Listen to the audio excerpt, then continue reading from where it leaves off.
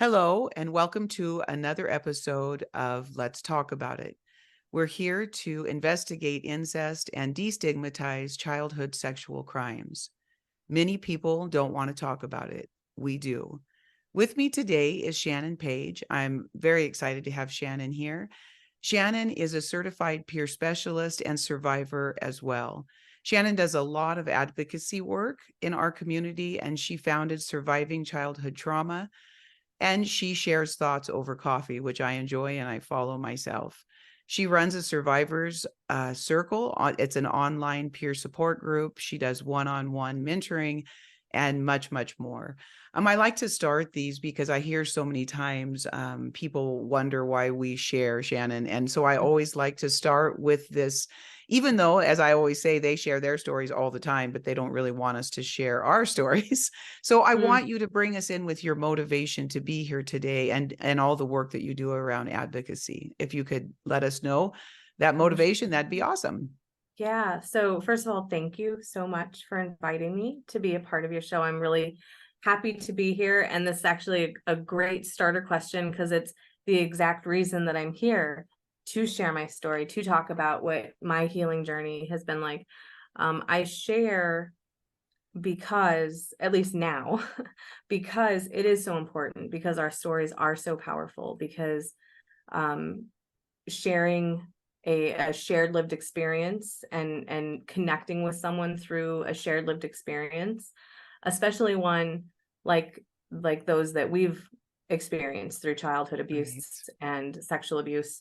There's just something really, I call it magical, I love because that. most people in the world, I guess I should, I just feel like most people in the world don't understand. There's a very Right. select few of people that really understand what it's like to be a survivor of childhood abuse, of childhood sexual abuse, of incest. Incest to me adds like a whole other layer to it. Oh, Um, absolutely. Absolutely, it so does. yeah, Yeah, so no, that's that's why I yeah, share. I love that. And it's so true. And it's part of that destigmatizing why we should talk about these things. And I love to talk about, many of us are diagnosed with CPTSD. Yes.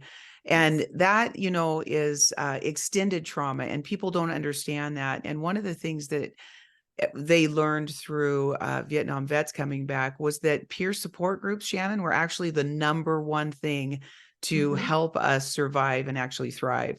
And so that is why you and I are out here, and I love that.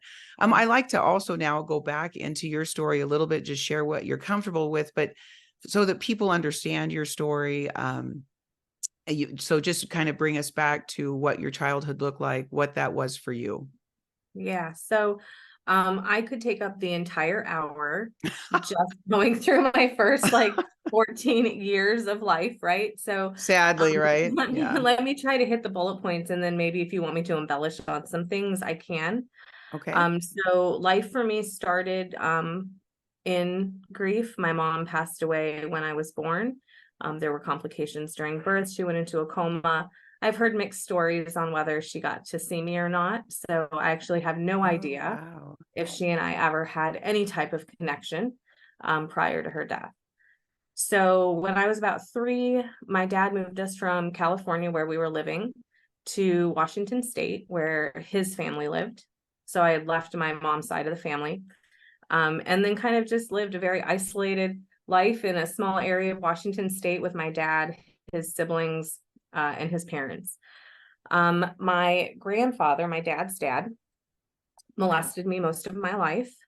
My dad was neglectful. He was emotionally abusive. He protected his father.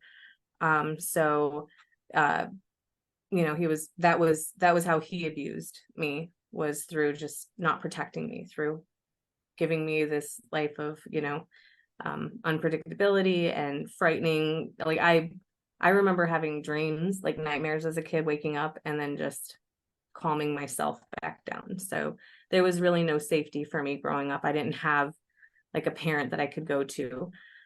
So fast forward, that's literally, that was my childhood. Lived with my dad, molested by my grandpa. My dad did nothing. I spoke up numerous times as a child, to no Wow. avail, to no avail. Um, And so then it, how old were you when that abuse started? So I don't remember the actual age. I've Yeah, stories that I it's spoke up hard. in kindergarten, that was the first time I said anything out loud to school officials. So I'm Okay. gonna say, you know, as early as kindergarten. Okay. I moved to where my grandfather lived at age 3. So sometime between the ages of 3 and 5 is when everything began. And did your father and grandfather, did you guys live with your grandfather or did you visit No, your grandfather?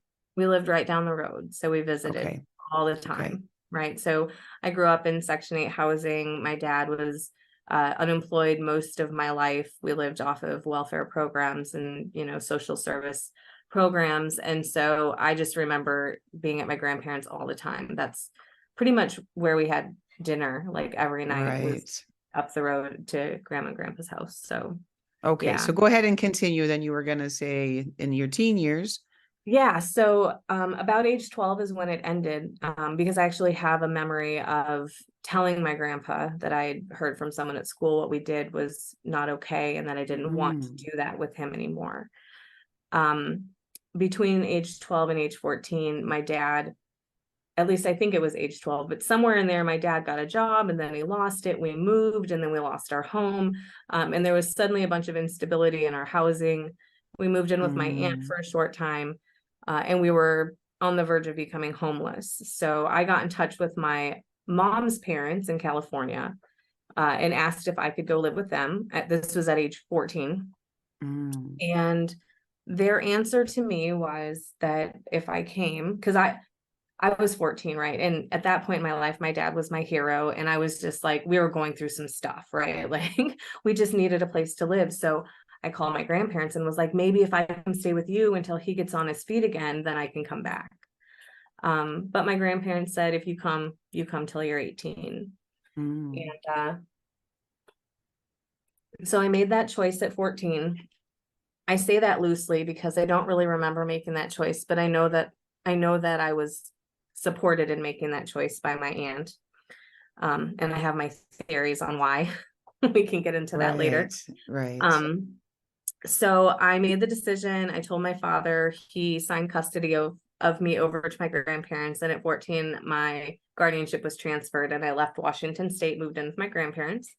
That was probably the most stable 2 years of my life. They were really wonderful people.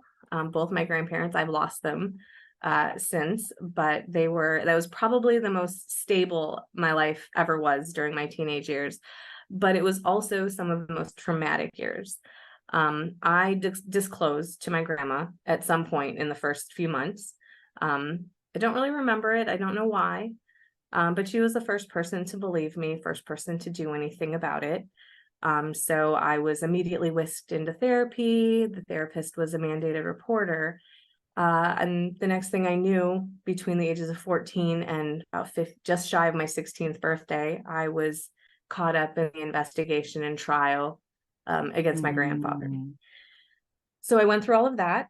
Long story short, the key parts of the trial, my father was a sworn witness for the defense. And when it came to my aunt was a witness for my side because she was also a victim of my grandfather. It was her dad. okay. And then the trial ended with, yeah, no, he shot himself the morning I was scheduled to testify. Oh my gosh. Wow. Wow. So So, wow, that's a heavy story. That's a heavy story. And so, I guess I want to talk to you about this a little bit because you say that you enter into therapy, but you really enter into litigation mhm, because when you're litigating, you're not healing. You're kind of in mhm, this battle that really isn't yours to fight, but you have to yeah, fight it, right? So what did that feel like then to become adversarial against the very people that you love? Because the complicated part about incest is this is our family and mhm, and we love the people that we come from, right? yeah. So now you're just adversarial and that's got to be a conflict. So it was, obviously at this point, I've already spoken up a few times and my family's denied that reality. Mm-hmm. When I think back on it, I don't actually remember feeling much of anything. Um, Mm-hmm. I believe when I really kind of look back at the whole of the experience, because I don't have much memory of it at all. I think that I was just as dissociated through the trial as I Right. was through my early years of abuse. It was at that point in my life just as traumatic. Because my dad was already estranged from me. I had left him and moved in with my grandparents, Mm-hmm. and within the first couple months, he just stopped talking to me. He said some Mm-hmm. pretty horrible things on the phone, called me some names, and then that was it. So, um, Had you yeah, so anti- I had you anticipated when you told your grandmother that your father, whether, I mean, maybe the better word than anticipation is, did you hope that your father would come around you when you told and that you were believed? Was there a hope in you that he would stand behind you and defend you? I don't that's I don't know. I don't know. I don't I don't have much Yeah.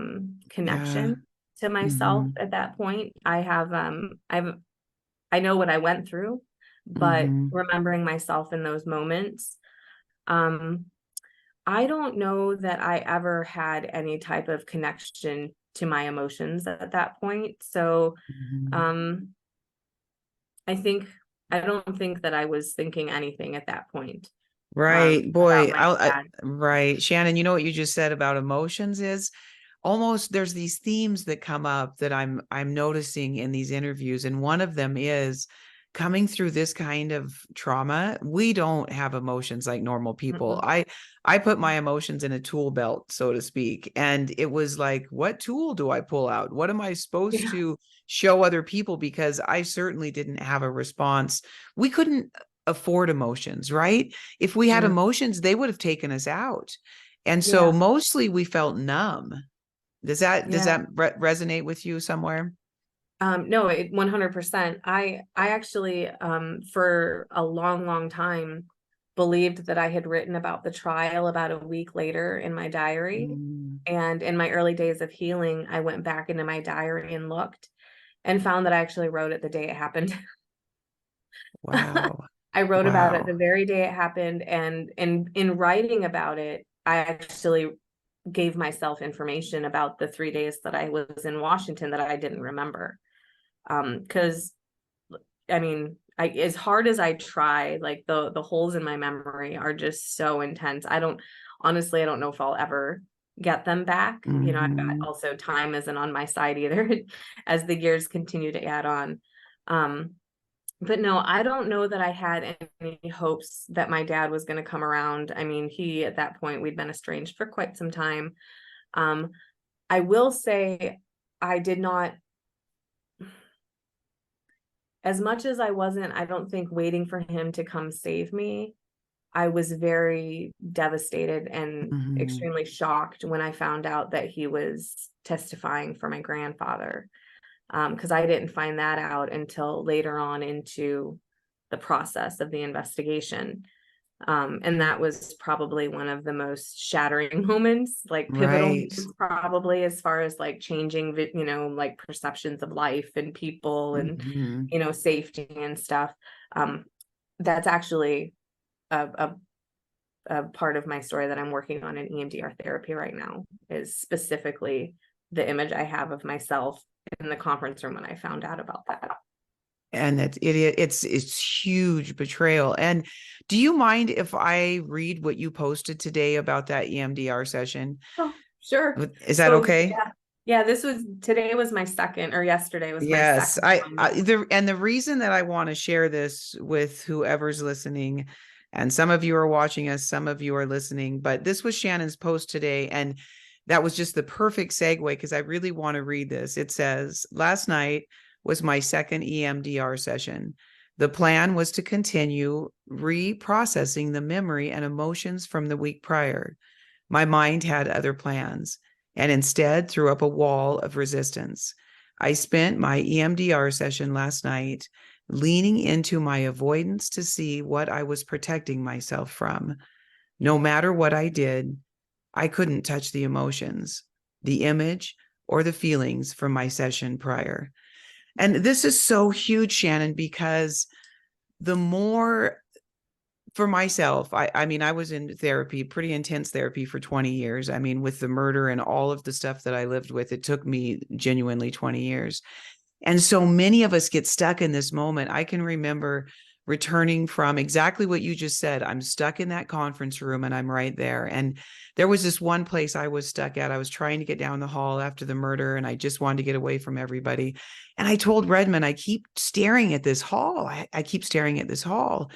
And after many sessions, you know what he said to me, Shannon? You have to tell yourself Mhm. no one's coming, because I wanted comfort. I needed comfort. I hadn't eaten all day. I'm not even 4 yet. And you know, those moments, I guess I want us to talk a little bit about that stuck feeling.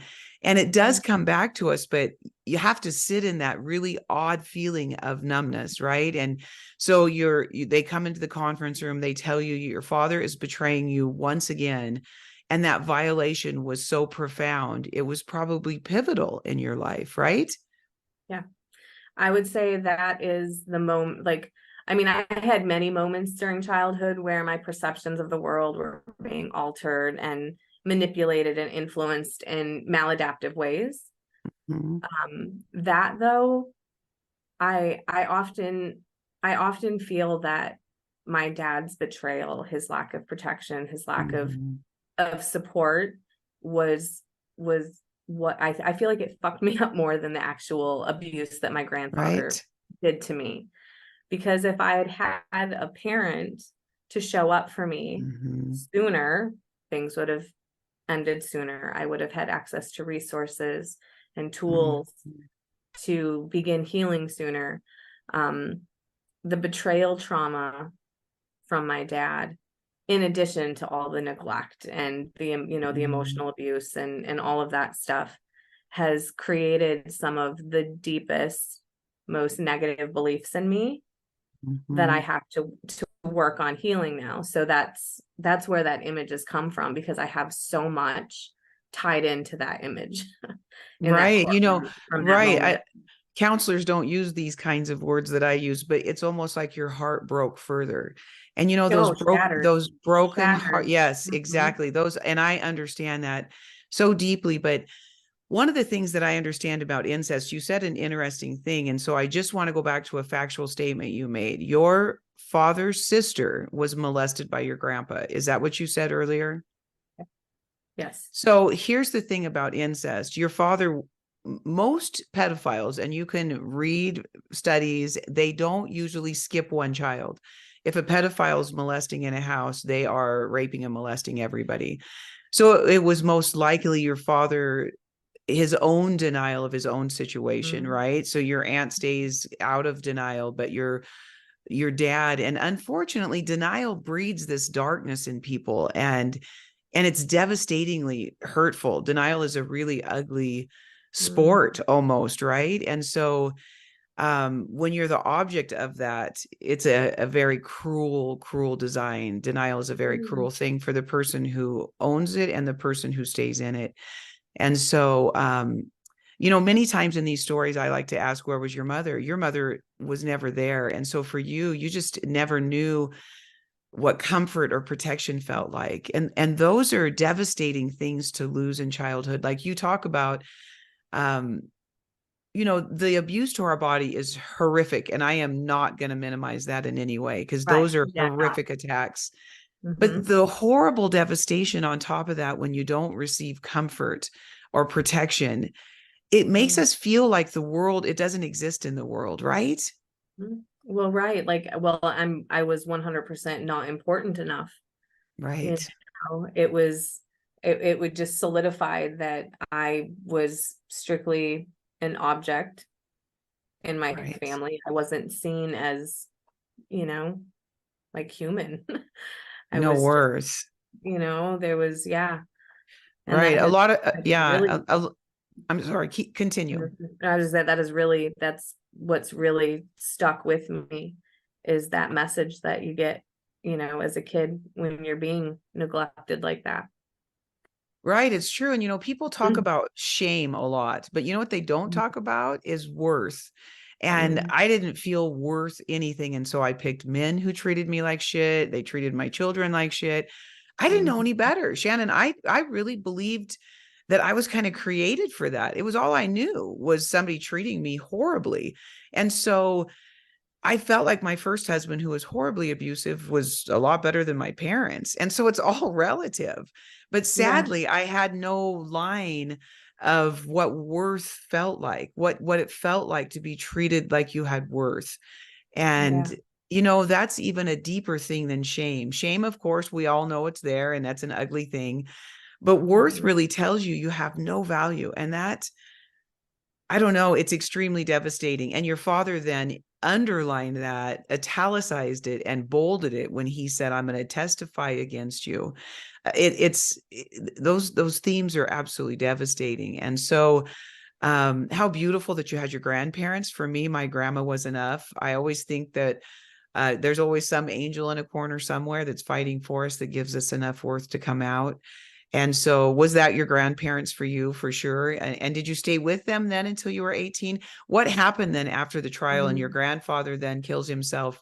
What does Yeah. this look like now in your life? How do you go forward from that moment? So, unfortunately, it didn't get any better for me for a Yeah, while. Um, you know, this all went down in the mid 90s. So it was long enough ago that we had no real resource. It was still very stigmatized. Nobody really talked about this right. kind of topic. So, I mean, there was barely enough resource for me as a I this all went my grandfather's suicide was a week before my 16th birthday. Ah, So there was I'm barely so enough sorry. resource. Yeah, thank you. Um, it's only now that it's really hitting me just how horrible that really is when I say it Right, out loud. right. I Sweet laugh about it, but 16. like, Think yeah. about that, right. People are Yeah. dreaming of picket fences and what they're going to wear to their sweet 16 party, and you and I are surviving, merely trying Well, to take our Nick's breath. I'll tell you, if I showed you the pictures from my 16th birthday party that following weekend, you would never think Isn't that that just five crazy? days prior, detectives had knocked on my hotel room half, a Wow. few states that, 1,000 miles away to tell me my grandpa just killed himself. So, And it's and stay right there for a minute. And you know why? I want to visit that for a minute, because what people don't understand is when they see our pictures, you're Mhm. smiling, you're happy, you're going to these things. What they don't understand is we're almost dead inside. And Yeah, I mean, almost dead. We are so numb, not comfortably numb, uncomfortably numb. There is yeah, no comfort in any of this, but we're just going through the motions. We yeah. smile, we When we respond, turn but off to it, you can't feel that, yeah, or it'll just right. So completely take you so under. You talk become about right. catatonic. And So, talk about what that felt like when those officers came to your door and knocked on the door. Who was in the room um, with you? Were you there by yourself? it was just me and my grandma. I'll be honest with you, I have like no memory of it. Ah, I went down for a continental breakfast. I think I brought a bagel or a muffin back to the room. Um, and then they knocked on the door. I I don't remember what they said. I just know what they came and told us. And wow. I don't have like I mean, we packed up, flew home from Washington back to California. I don't have memory of any of that. Like I said, I don't remember getting home and writing in my diary everything that had just happened that day. Right. I understand. I, I I under just it's trauma amnesia, and it happens to every single one of us. just I just We checked out completely. well, we simply can't take any more, Shannon. This is what people don't understand about trauma amnesia is it's the very act of helping ourselves survive that next day. You know how we make it? We don't remember. Because if Yeah, you remembered everything we lived through, we can't. We don't have yeah, the capacity in our being until we get tools later in life. There's mhm, just no capacity. There's no more capacity left in us, right? yeah. Well, I mean, Basil Vanderkolk even talks about that. He has MRI studies to Mhm. back up the way that we turn our brains off for that Right? very reason as kids. There's no way to reconcile reality with how we have to live our life. I'm being treated Exactly. this way, but then I have to go and do, family functions or go out to the grocery store or whatever and act normal. So, so yeah, I don't really remember feeling anything, like, honestly, through the majority of my teenage years, which is probably why emotions are so intense and difficult, Mhm. and new for me now in my healing journey, because I'm only like 6 years into actual healthy Well, and emotional feeling, right? right. And they feel Versus very intense. I sometimes feel like a crybaby, holy and I smokes. still don't cry, but they feel very intense. So let's Yeah, talk about, so you go through these years, and you say only 6 years ago you started. So that's a long time from the time all of this abuse happens. So what happens in your life that yeah. kind of pushes you in this direction where I need to step into my past? What does that look like for you? Well, so a lot of things happened in the interim. So to go back to Uh-huh. 16, within Yes. about 10 weeks, this happened in November, my grandfather's suicide. By the end of January, my guardianship was being transferred again because I was rebelling. Oh, My grandparents no. couldn't handle it. And I have a half sister, her and I have the same father. And that's a whole other story. We literally didn't know about each other until I didn't know about her until I was 10 years old. Um, Oh, wow.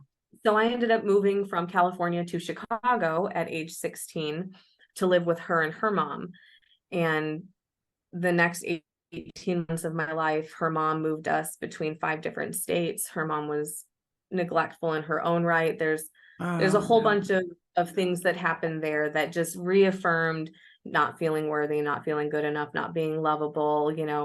A couple times she moved us. Once we were in Kentucky, she didn't like my behavior, tried to sign me over to the state.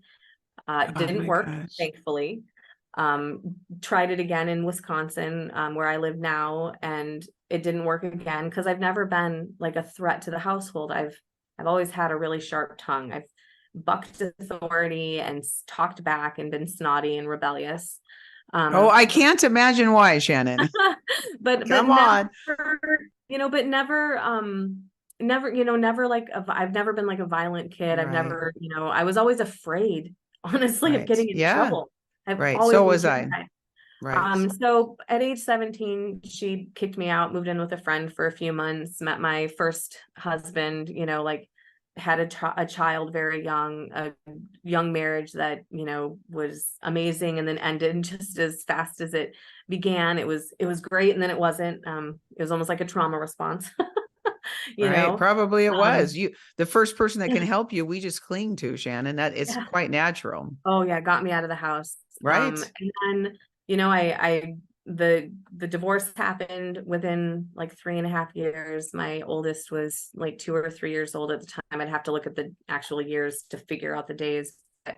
And then I went into a long-term 8-year relationship with someone who was super emotionally unavailable, and it was a very unhealthy relationship. And through all these years, because of kind of like what you alluded to earlier, these unhealthy relationships where I'm not being treated well, I'm continually questioning my worth and feeling not good enough and adjusting myself and people pleasing, I had to stay dissociated. I could never touch any of my childhood trauma because there was no safety to work on it, because we need a Right. lot of space when we We start doing do. this work. Yes. So I met my husband 14 and a half years ago.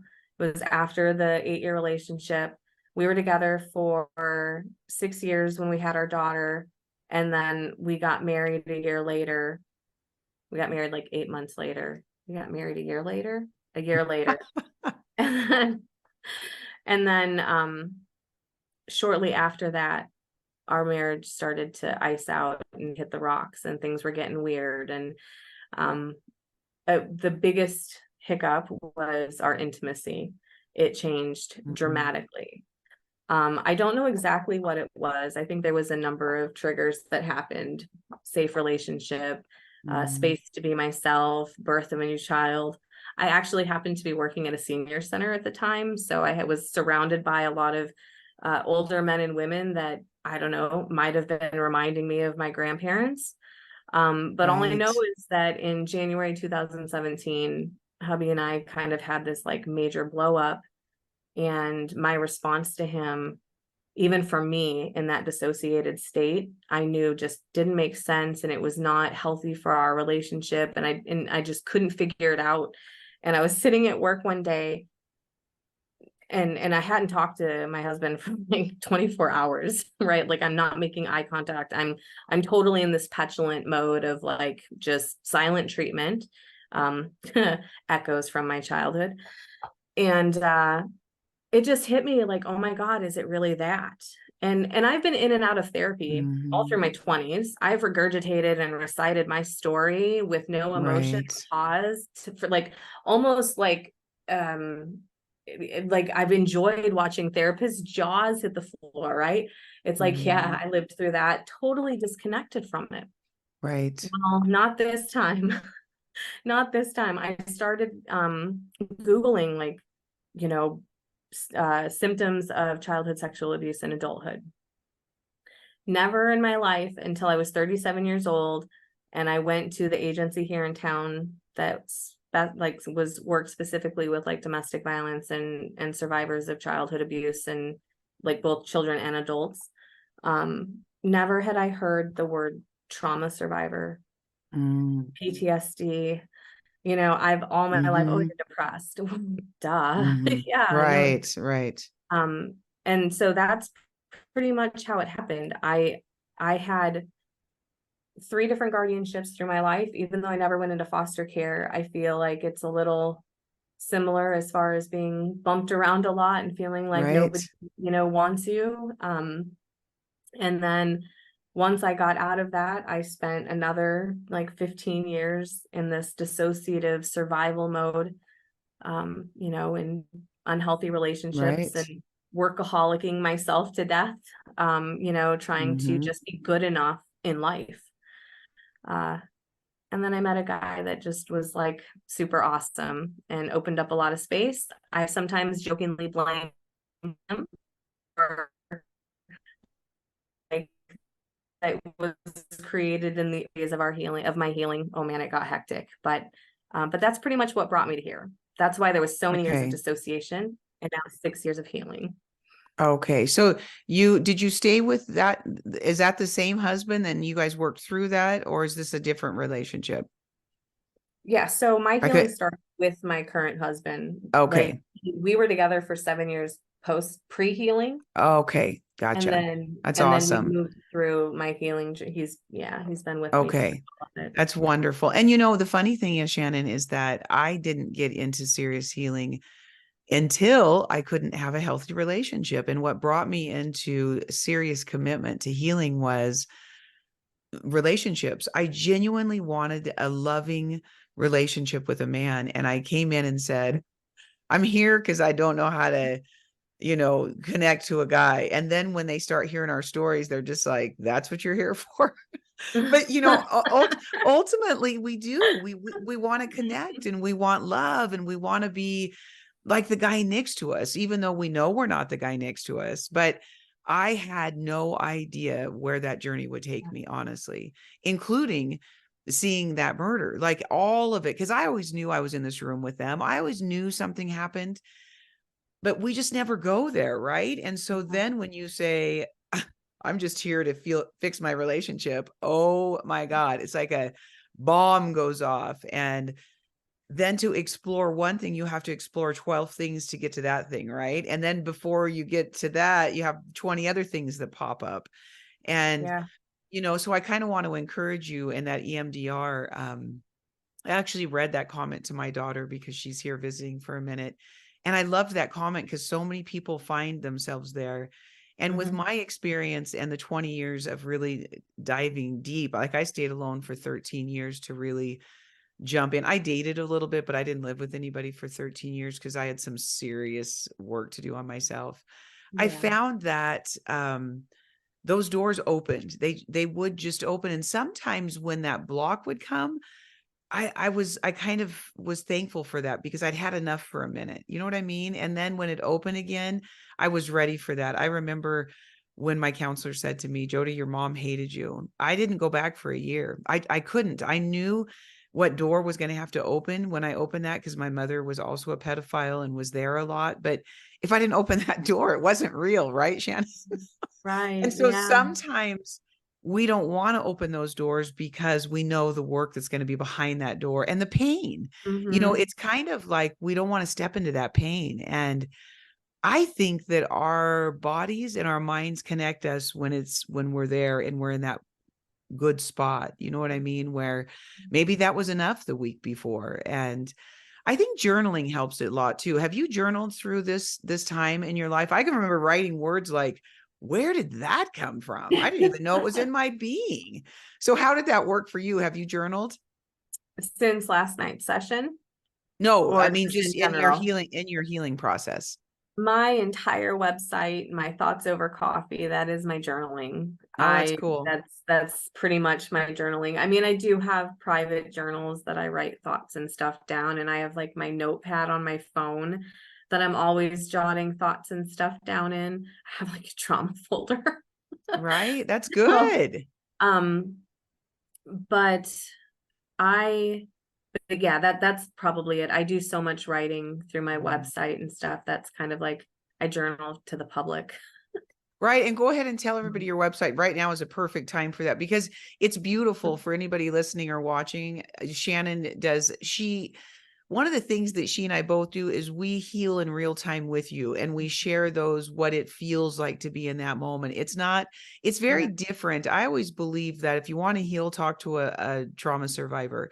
yeah, The people that are experts, they learn from our stories. And I'll yeah. tell you, I heal a lot talking with people like Shannon, that sort of thing. So go ahead and share that right now, and then we'll get back into our conversation. But I do, and I will put those links in everything so that they can follow you Sure. as well. But go ahead and share that right now. Yeah, it's survivingchildhood.trauma.com. I It's love that. it's all of it. Well, so when I first started therapy in 2017, I knew I wanted to start writing about it.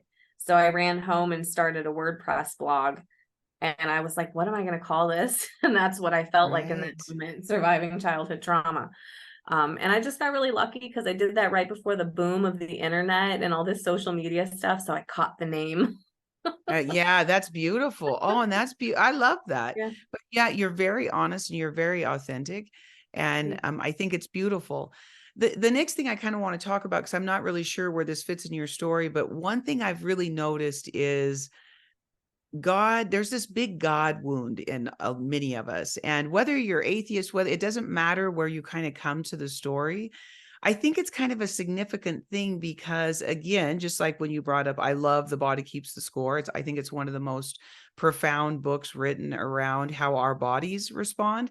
And just to do a nod to that, if you have a memory and you have no body feeling with it, you might want to question that memory. But most of the time, when you have a memory, your body is responding with that memory. And that's something that you shouldn't deny and probably most likely cannot deny. But with that, there's this big God thing. So where was God in your childhood? Let's specifically start with your childhood. Did he play any role? Were you mad at him? Were you close to him? What did that look like for you? I never had, like, for me, there was never any type of relationship with God. I didn't question him or think about it or anything like that. My family, we were active at a church. I actually went to preschool and kindergarten at the church. My dad worked in the light booth. There was like, I remember being in that church a lot. It was actually the first place I spoke up and the first place that my dad and grandma successfully got, officials to just believe I was a storyteller. Oh, it's so But that's, often the case. I mean, that's pretty much it. God's never really been even honestly a thought for me. I've not ever really been a religious person. I've Mhm. got a religious family. My aunt, my dad's sister, is extremely religious, like to the point of fundamentalism. And before we before she started shaming me and saying horrible things about my healing journey and the fact that I'm sharing my story, we'd had some different interactions where at one point she stopped talking to me for a while because of political and religious differences. Um, she's really Wow. preachy at me about religion, and I'm just not, like, if that's not what I'm asking for, you Right. know, and Right. so she actually my aunt actually accused me of like attacking my cousin with some sort of evil entity in her sleep. Um, Wow. because my cousin was trying to Wow. speak God's word to me. So I mean, I guess I guess I will say that God in general does not I don't have the best taste in my mouth for it Mhm. because that's what it brings up. But I Right. also Well, have, go well, I ahead. mean, and just to pause for a minute, you said a lot actually. Oh, And much of this to me, I just want to stop on. I went to the church and I first told. Now there's a lot of people out there that write about this kind of thing. And this is one of the particular things that I want to talk about is that these secrets hide within the walls of these religious horseshit communities. And I'm going to call them that because they are. And I don't think God lives yeah, in a lot of these communities, but I do think that's important. I think it's really important for anybody that's listening and watching. If the church is not trustworthy where you're at, do not trust the church. That is a fine thing to do. Go to anybody that'll listen. Go out on the street and tell anybody that you can that'll listen to you. But if a church quiets you, you're in the wrong church and you're in the wrong place. And yeah, kind of what you just talked about, Shannon, was you can't tell your story now that because this religious aunt is quieting your story. And I think that is foundationally wrong with everything as a human being. So anyway, I'm not going to yeah, get on my soapbox, but I think those are no, huge things that you just brought up. For yeah. many of us, that's the case. My father was in the church. It was Bible study in the front room, rape in the back room. Oh And my goodness. when Yeah, I talked to a pastor, he walked right past me and went to my father and said, "You need to know that you're loved right now." That's yeah. religious horseshit. So anyway, go ahead and continue, but I just wanted to stop on that for a minute. No, and I believe when I reflect that my family used the church because we lived in a small town in a small community, Right. so it just makes them look good, right? To be regular Sunday goers. So Right. And maybe um, I should change that to say where was religion in this because it yeah, always shows up. I mean, it yeah, seems like to me 90% of the time these guys use these religious cloaks somehow. And then the religious cloaked people hide this stuff. And these are crimes. These are not incest is not a family problem. Incest is a crime. And so, crime. Yeah. so many times, that happens. And so anyway, you go ahead and finish your last thoughts about that and we'll move on to our next one. But I think those were very significant things that you brought up. Yeah. But I don't like to lead with anything. So you go ahead and Oh, finish that. well, no, it's just that's it, we weren't practicing at home. It's not like we didn't do Bible studies or prayer or anything like that. So my Right. family was very much just like surface.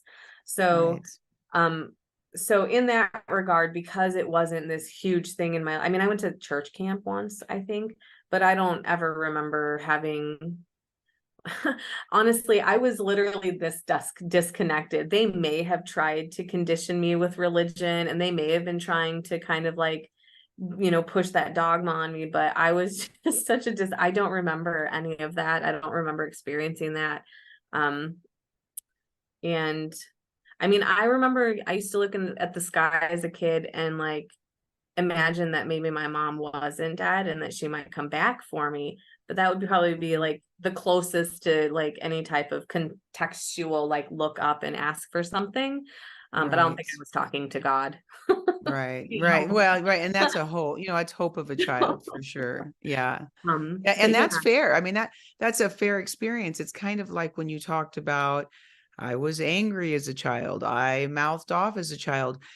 We mhm, of course we have anger in our souls. How you know what I mean? Like yeah, that this and the other thing that I thought was significant about listening to your story, Shannon, was that you were making adult decisions. Well, firstly, the whole experience with your grandfather is adult like. So we become at 5 or 6 or whatever the age is, we become adult like.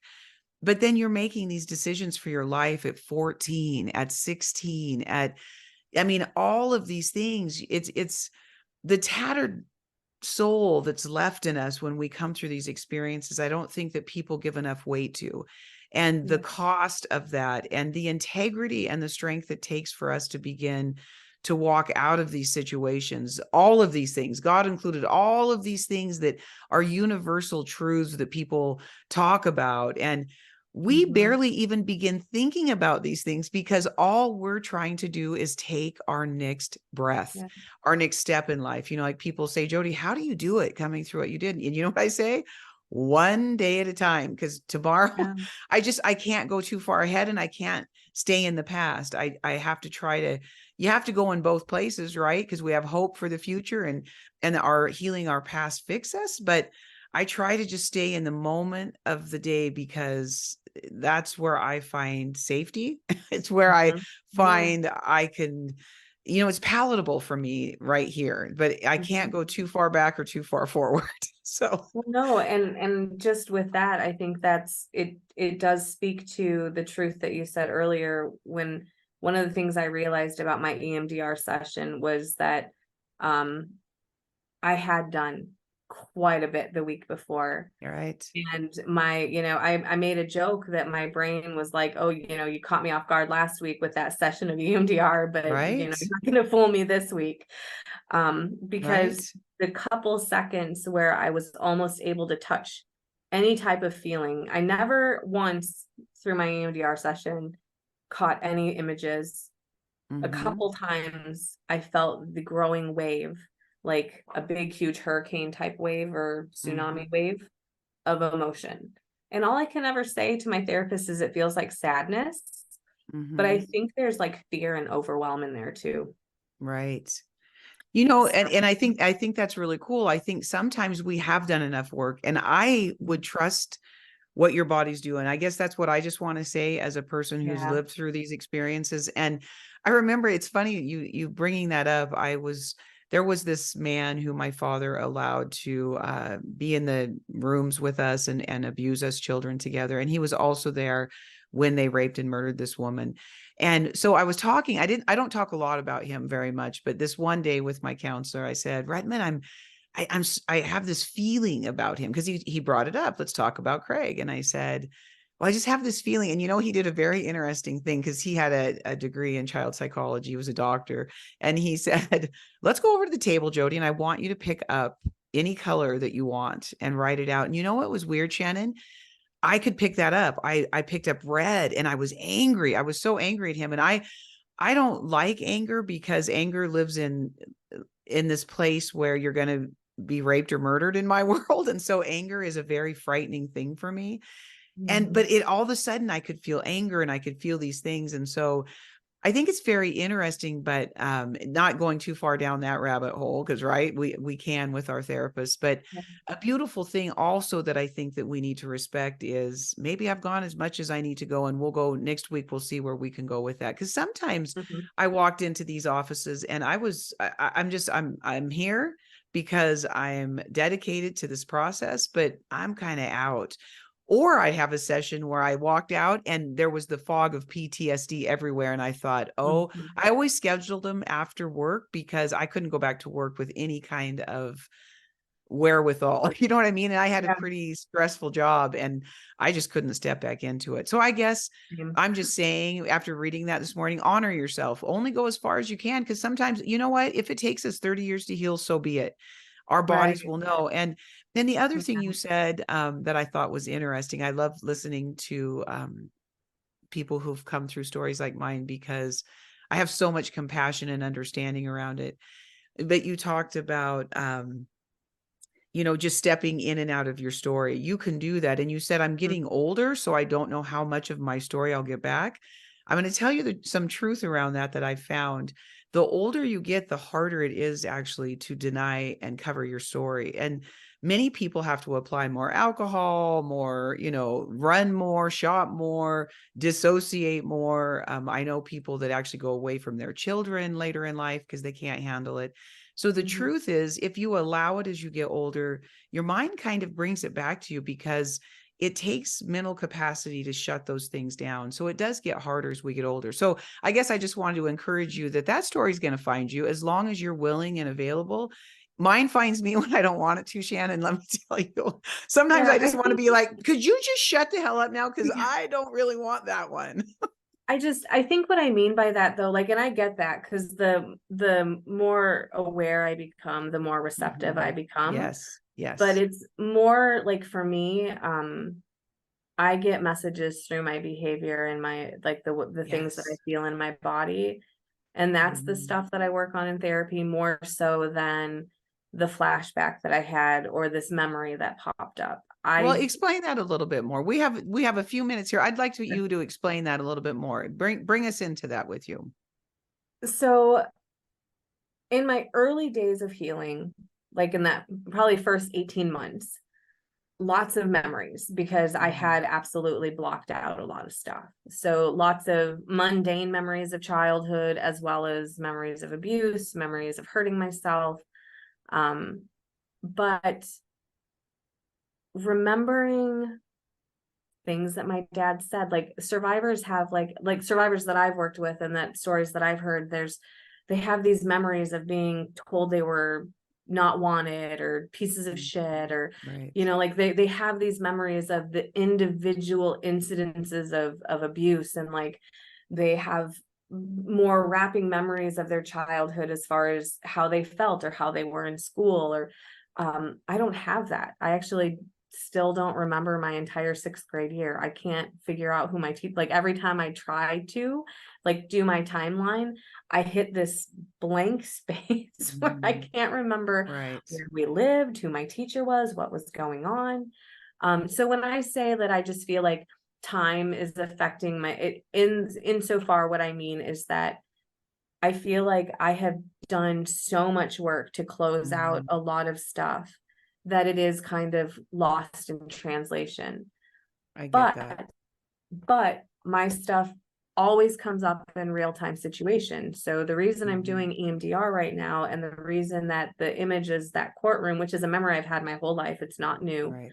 Right. um, is because from the beginning of April until now, I have about 7 different incidents where I have become triggered into fight mode in public with Mm. a summer camp person, the bank teller, a hotel receptionist, the mechanic Mhm. that worked on my car, like, and it was getting to a point where, like, I mean, I have triggers. We all have triggers, and I Right. work through Right. them, but it was happening a lot.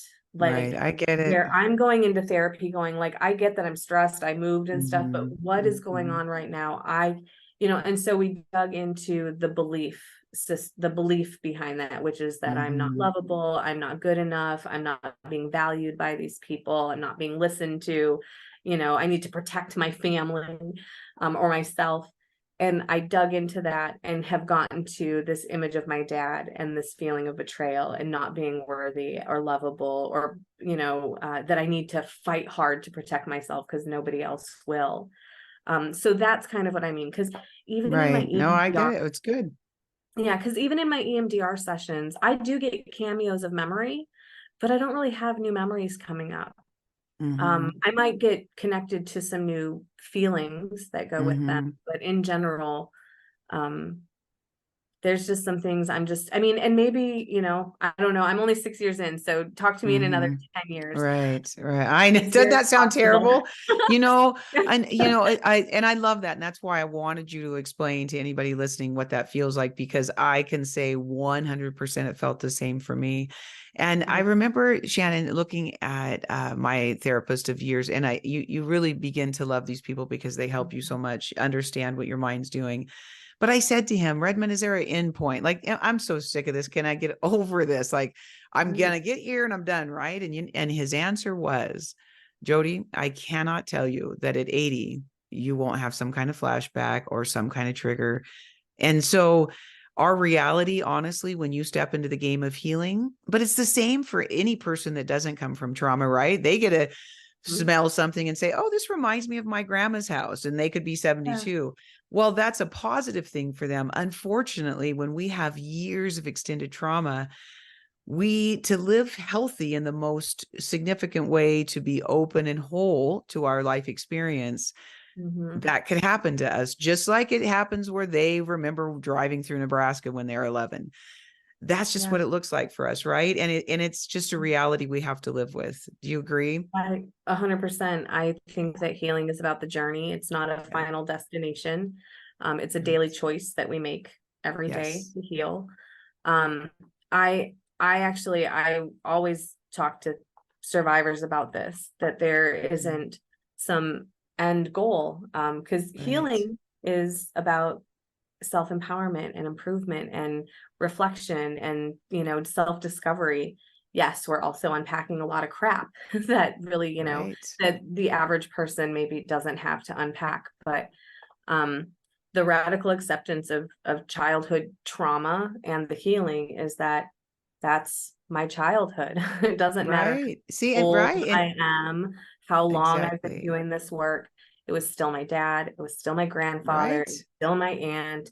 That was still me. And so, EMDR helps because it's helping reprocess those memories the way that Mhm. they should be, right? Because trauma gets stuck in our brain in that limbic system. So like I am I am desensitizing myself to some stuff, but yeah, it doesn't suddenly go away. It's always there in Right. the rearview It mirror. doesn't, but And that's why we right. make that intentional choice, like you were Yes, saying, to exactly. stay And in the present. it does. And if Mhm. you really think about it in kind of a logical way, we are normalizing our human experience. We are Mhm. allowing ourselves to live like everybody else does. Nobody else stops their brain every day. Nobody else says you got to put that memory away. Nobody else hears you can't share that. And Yeah. so what we're doing out here is we're normalizing our experience. They live normal. If something comes back to them, they're like, wow, you know what? That reminds me of, it's exactly what we're doing. When you Yeah. just did that, that reminds me of, but unfortunately, all of our memories are full of shit and chaos and destruction. And, very seldom we get good memories. I mean, I can remember popcorn and I remember Yeah. making, French toast, but that's not the bulk of our memory. So we're actually normalizing our human experience. We're living it like the next guy. And actually, Shannon, I think that's quite brilliant to think of it that way, because it's not that we're limping along. We're actually normalizing this human experience, right? Well, yeah, because it We are. is a part of Just our story. right. It doesn't Exactly. go away. It But doesn't. but when we heal, the edges soften, right? Abs one. Oh my God, 100%. I say fuck way less now than Yeah. I used to, because Yeah. there are just some emotions and some things that word Mhm. just suits so well that, you know what, Yeah. I'm trying to limit that in my life. But Yeah. we're at time, Shannon, but I like to give it back to the person I'm speaking with, just to say anything that you think that you may have missed, anything that you just want to leave. Sometimes these are the most beautiful thoughts that you bring out. So I'm just going to let you bring us out with anything that you'd like to leave. Oh my goodness. No, honestly, I'm gonna probably just say what we just ended on. Mhm. Be patient with yourself, stay committed to the process, learn to trust yourself, trust your process, and everything will fall into place. It always does. The proverbial onion does peel at the Yes. speed that it's supposed to, right? Like you Yes. will work through something and learn the tools to move through that so that the next time the next level of something comes through, you have that toolkit established to build on. So and I guess I would just reiterate what I said today. Don't It's easy to feel frustrated and discouraged when you feel like you're maybe taking a step back, or maybe you're not moving forward at the pace that you want to. I know that for me, EMDR last night was frustrating. I felt like my body was working against me, but just trusting myself in my process. Um, yeah, I love it. Thank you that's so much for being here. That's yeah. absolutely beautiful. These will be up and the clips will coming. Thank you for being here with us today. Please follow and subscribe. Yes, thank you. All right. Thank you. Bye-bye. See you later.